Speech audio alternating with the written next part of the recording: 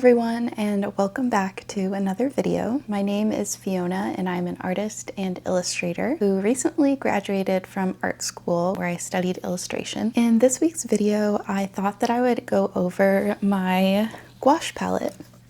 This is more of my travel gouache palette, but it has been the one that I've been using very frequently lately.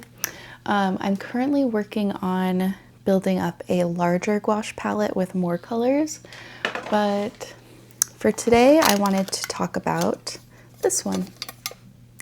I've had this palette for a while, not the colors specifically, but the palette itself. I think I just got it a cheap one off of Amazon or something. I took out the insert where you can clip in the palettes and I just attached them all with magnetic tape to the back, and that has worked out really well. I will go through the palette and show you which colors I'm loving.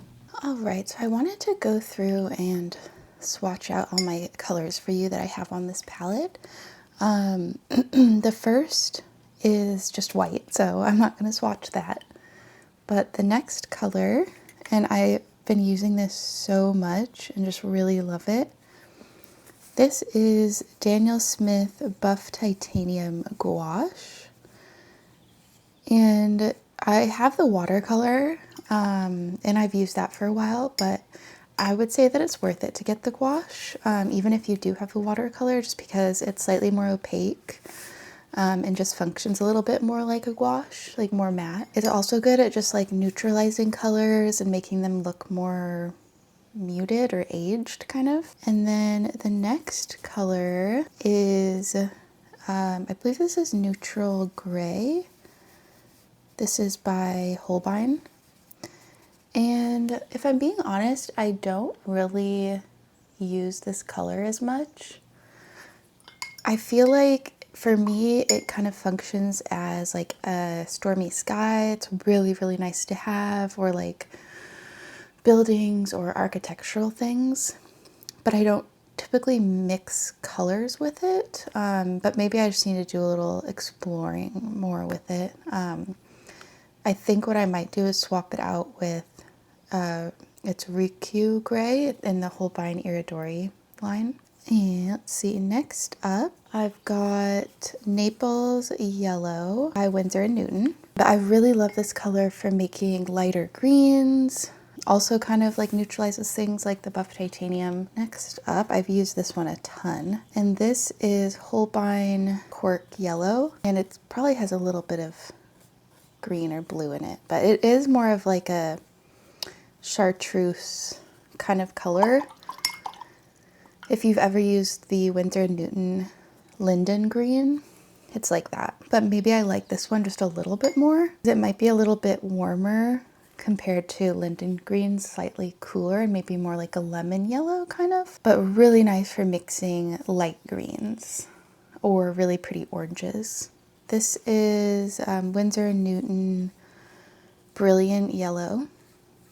I would say this is a really, really good, like middle of the road yellow, where if you don't have a ton of space on your palette, you can use this one because it's not super cool and it's not super warm, and it makes really nice greens as well. I'm gonna kind of like loop around here in kind of like a snake form.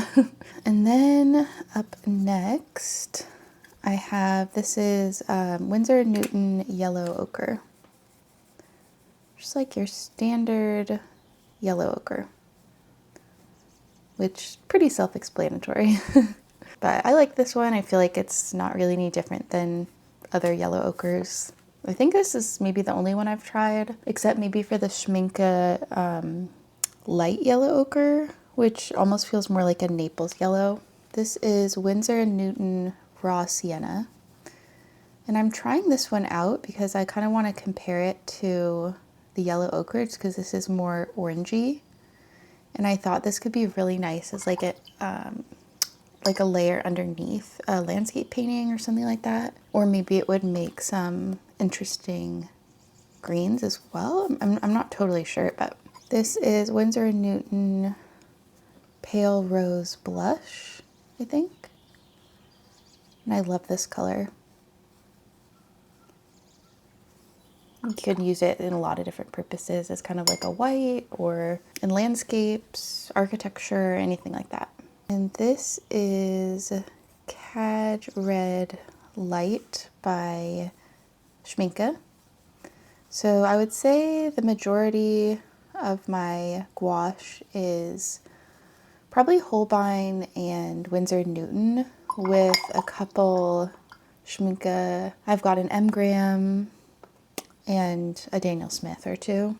But I love like a more orangey red, I would say, because then when you have a more cool red like this is Schminke Carmine. You can kind of mix them together and it kind of like cools this red down a bit. And I'll label all of these at the end. I used to have magenta or quinacridone magenta on my palette, but I decided to switch to this one just because I feel like it makes slightly more muted colors. Although if you are painting flowers, then a permanent rose or magenta might be more up your alley. And then onto the greens. This is Royal Talon's Olive Green. It's like a really good standard green, olive green. And I use this one a lot. And you can mix in that cork yellow into it to make a really light, pretty green. And same goes for this next green, which has been my absolute favorite green as of late. And this is Holbein Pine Tree Green. I just feel like it's a really good like standard green to have. I can lighten it up, I can really darken it with like adding like burnt sienna or red or raw umber Payne's Gray, depending on like which direction you want to lean it to. And then got ash gray here, which is really, really nice for more distant things. If you want a more atmospheric look or more muted greens, cooler greens, you can mix that in. And it's really, really nice. And then I've recently gotten back into this. This is Sap Green by Winsor & Newton, because I think what I was missing on my palette is a more easily accessible, like bright light green. And I have Holbein's Leaf Green, but that just feels like a little bit too intense. So I decided to add this one back in, and I've really been liking it. Like you can mix it, it's kind of more warm, but you can make it a bit cooler, and just a really, really nice like mixing green, like base green. This is Cobalt Green Pale by Holbein. This is just like a light turquoise color. It's really nice for water or cooling down greens as well, or more distant greens, because typically like there's maybe more blues or cooler tones in the distance. And one of my most used blues is this Light Aqua by Holbein. And it's just the perfect sky color or water. You can add raw umber to this, or even the ash green mixed with this makes a really good like darker watercolor. And then I've got Navy Blue by Holbein. This is like functions as my like cooler like blue. Really reminds me of the Daniel Smith Mayan Blue Genuine watercolor, which I love and is one of my favorite watercolors. And this one reminds me of that, and it's a pretty unique color. I feel like I haven't seen a color in gouache like this. Moving on to my next blue is of course Ultramarine. And this is Winsor & Newton's Ultramarine. I think they also have a green shade, but this is just the Ultramarine. And I really like this color. Can't go wrong with an ultramarine. And then another one that really I can't be without is Payne's Gray. And this is M. Graham's Payne's Gray. And this makes, so I'll swatch it in a minute, but my two kind of like mixing colors, if you want to mute down a color or darken a color, is if you want it to be more cool, I go with Payne's Gray. If you want it to be warmer, I go with raw umber. Or you could do burnt umber as well. Next up this is Holbein's Bellflower. This There's another one of the Iridori line, which I really like those colors. I would say overall, Holbein has my favorite colors and like my favorite consistency of gouache. I have found that over time, my Winsor & Newton gouaches are slightly more prone to separation than Holbein gouache, but it's usually not a big deal and you can just mix it back together. All right. And then there's burnt sienna. And this is my absolute favorite burnt sienna that I've tried. And, oh, hi Tilly. It's just a really luminous color, and I'm not really sure how they get it like that, but I know that it's a mix of something because there's some cad red in there, which is interesting. So I'm wondering if that's how they get it so luminous. This is burnt umber. It's kind of weak. Try and get some more here. But this is Winsor & Newton's burnt umber. And I would say this is one of my favorites that I've tried. And also Tilly's, her water teacup is right next to it. So you hear she is currently drinking water.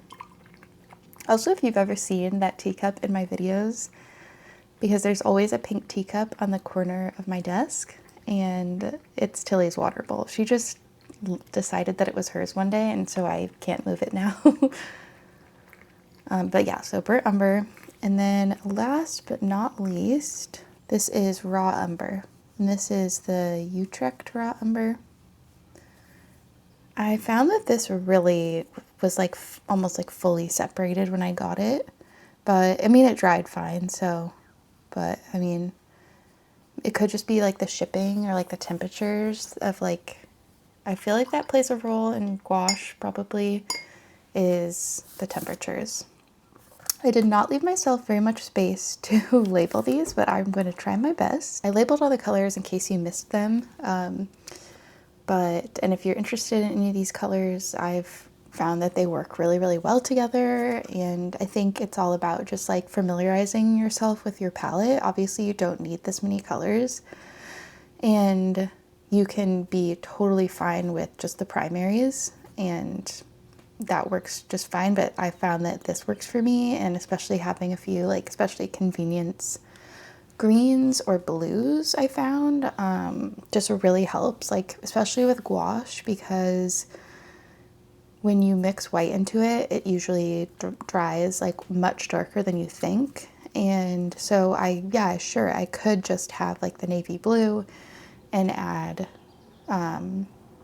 white into it, because the aqua blue is pretty much just phthalo blue and white mixed together.